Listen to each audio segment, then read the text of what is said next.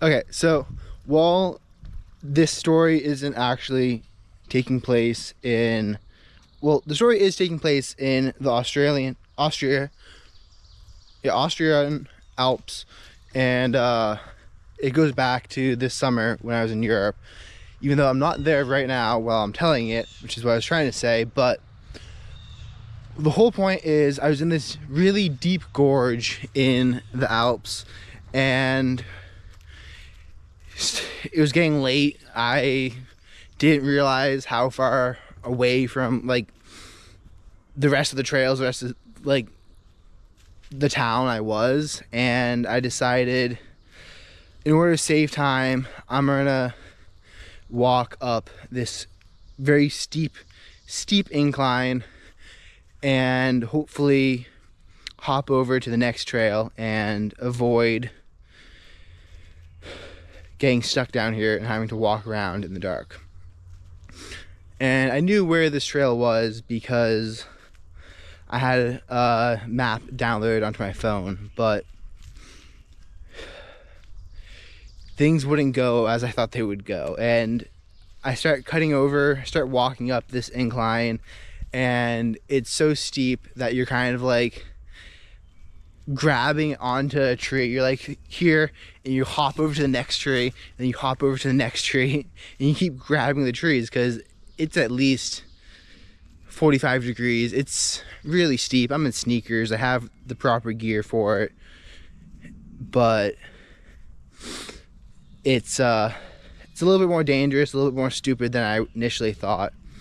And about 2 miles of, it might not have been actually 2 miles, probably was actually around a mile, but about an hour into this, off the trail, hiking up the ravine, I come to this giant paw print, like the one that you saw earlier at the start of the video.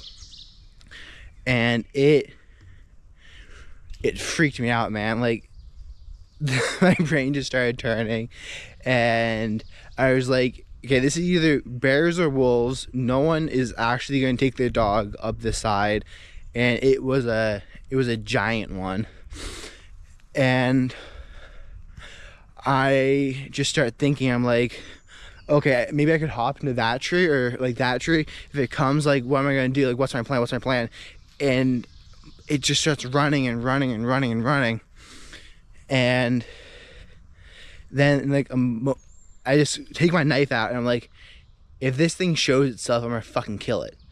And I mean, you can debate in the comments the realism of killing a bear or a wolf with a knife, but it was like switching from the prey to predator mindset. The moment I took the mindset of I'm gonna fucking kill this thing if it shows up, I got like this clarity just came over me, and I was actually able to think. It was like my senses sharpened, and I was able to look around my environment and evaluate where I was at, versus when I was thinking, oh no, this thing's gonna kill me, I was just panicking. I was looking at everything and being like, can I escape there? Like, do I think I can climb that tree? But the moment I switched, the moment I took the knife out, and I'm like, I'm gonna fucking kill this thing if it shows up, just in my head, got a bug on my ankle there, in my head, just snapped like that. And it was amazing. Like, literally, my senses sharpened. I felt like I could actually see more than 10 feet in front of me. And I was just like, let's go. I'm looking around, trying to make sure nothing's stalking me, nothing's following me. I find a decent sized stick that's fallen down. So I have the stick in my left hand, I got the knife in my right hand, and I continue climbing up this hill. And I eventually get to the path.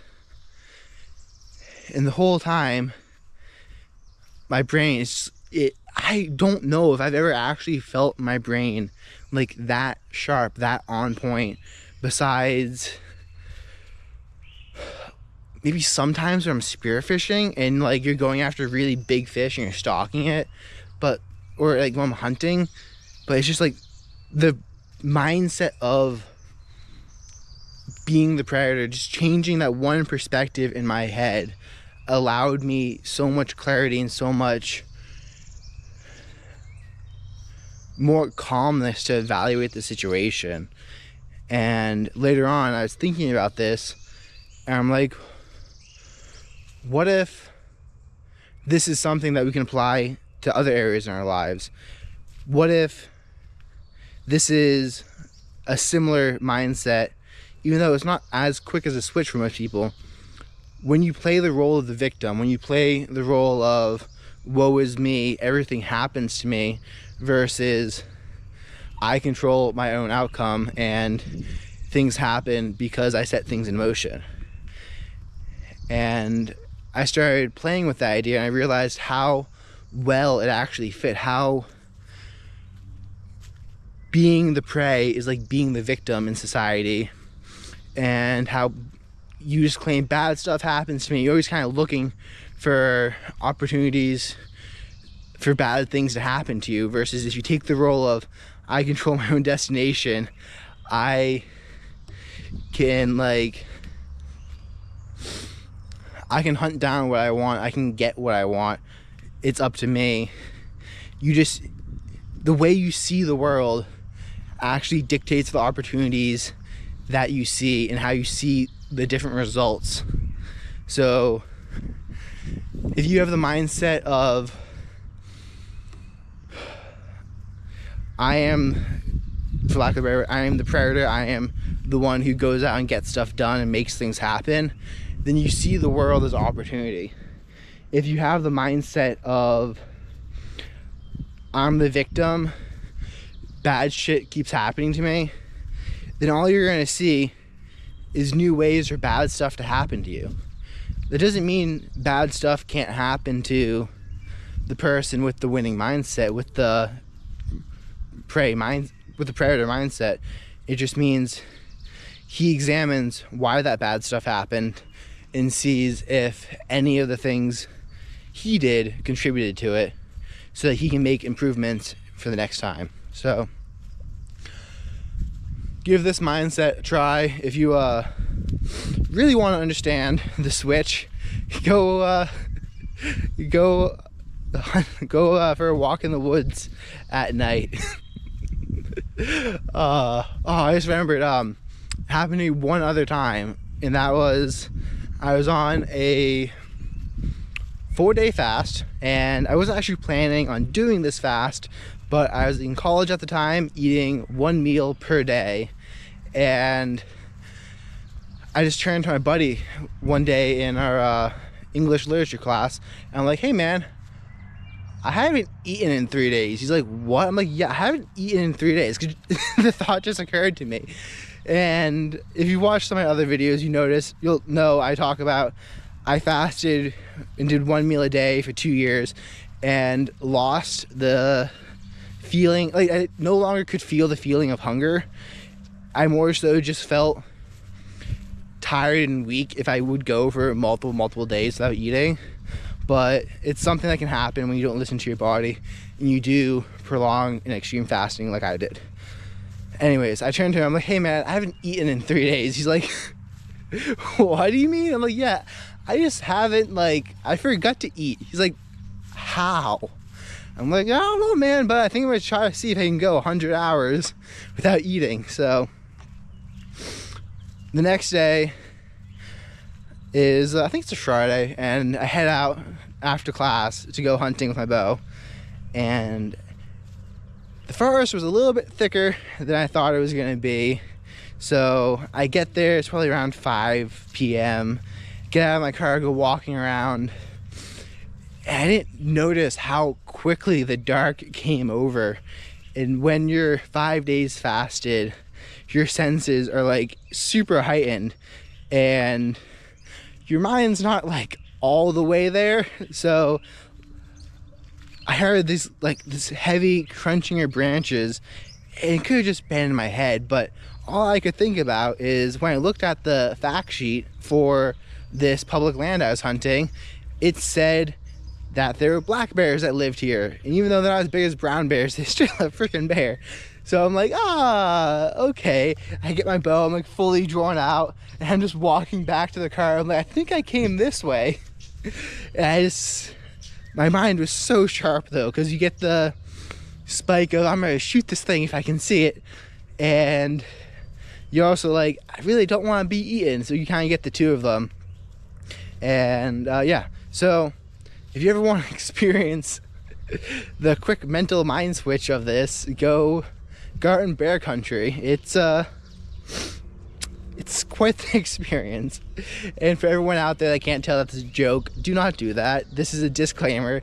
Do not look at this video and be like, oh, I live in the city, but this guy says I get mental clarity if I go and camp out in bear country. Don't be an idiot. Like, yeah.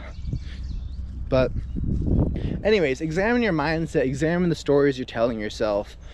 For me in that situation, it was a really quick switch. It was a really clear thing of, one moment I thought it was prey, and then I grabbed my knife and I'm like, I'm gonna kill this thing. And it was like such a quick thing because it wasn't my identity. I didn't identify as prey for years. I wasn't stuck in that identity. It was quick. I was maybe there for 3 minutes and I was worried about being prey, and then the predator mindset snapped in.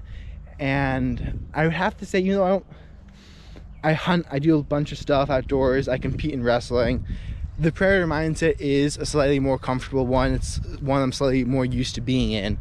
But noticing the quick switch between the two identities is what allowed me to have this realization about the extreme power self-talk has, and how our own self-talk can change how we see the world, how we see opportunities. So it's gonna be a little bit slower, but examine your self-talk, do some meditation, be mindful, and be aware of the thoughts going through your head, and see what stories you're telling yourself and how changing those stories might be able to change your perception of the world. So quick update, I just thought of the analogy I wanted for the prey predator mindset, and it is gonna be a wrestling analogy because wrestling is life. But when you're wrestling someone, when you're going against them, if you have the mindset that they're gonna beat you, that they're better than you, you're never gonna be looking for the takedown. You're never gonna notice what their legs are doing. You're gonna be too focused on their fakes, on their setups, and too concerned with not getting taken down yourself to ever actually notice what their body is, where their weight's shifting, where their hands are, where their legs are, and you will actually just not see it at all.